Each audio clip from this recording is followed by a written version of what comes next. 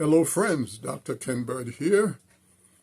A beautiful day on the planet reminds us, it's a timely reminder of what world peace could be like. It also reminds us that it's entirely within our power to make world peace happen.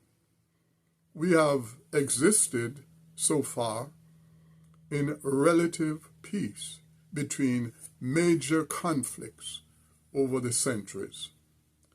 In fact, going back as far as to the Romans, we find that there is a time period called Pax Romana, where there were relative peace, and relative peace simply means that there has not been anything major happening between nations in terms of war.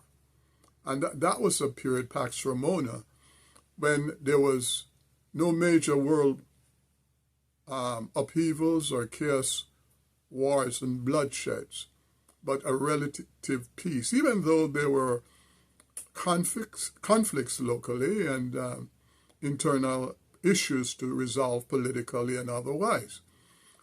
But between the year 27 BCE and 180 CE, there was that period of relative peace in the world.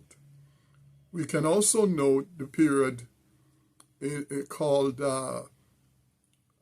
Pax Britannica, where there was relative peace in the world as well, no major problems between nations. And we can also relate to that in the sense that no major issues, world wars were happening between nations, yet locally there were conflicts and internal political and social problems involving human nature and the way we behave in order to solve our problems or difficulties and or development and growth. We also see the period after World War II, around 1945 until the present, where we have had relative peace. Relative peace.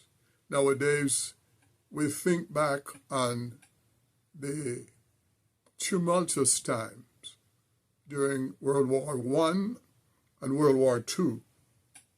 And we also remember how Franklin Delano Roosevelt played a very important part in the peace that came upon the Western world, speaking of course, in particularly America. And we find that no major world problems between nations has happened since then.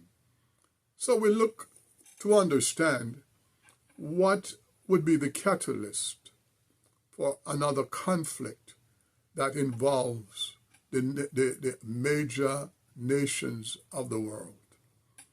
I would posit that we have come to a point now that we can better manage the contingencies of differences in the world, and we no longer need to resort to the wars that we have known to embark upon to solve world problems.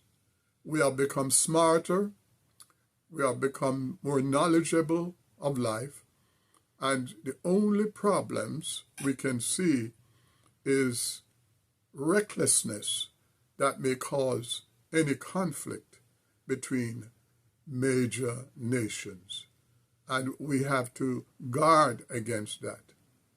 But we know that since the world has experienced most relative peace over a large period, a large time period, the millennia of the world, we know that we are getting better and better able, because of our growth and development the way how much we have learned through science and technology, and how we are advancing in our spirituality, that we can better manage, we can be better diplomats in working against major conflicts in the world.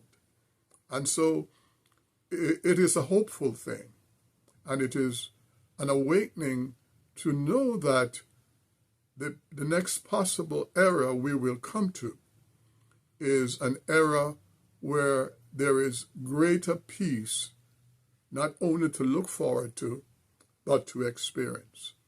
And that is a positive thing. That is as positive as seeing a beautiful day like today and foreshadow a time when this is a common event, a common occurrence. We know that there will be natural disasters. And of course, there are certain kinds of conflicts that are catalysts in our growth sprout.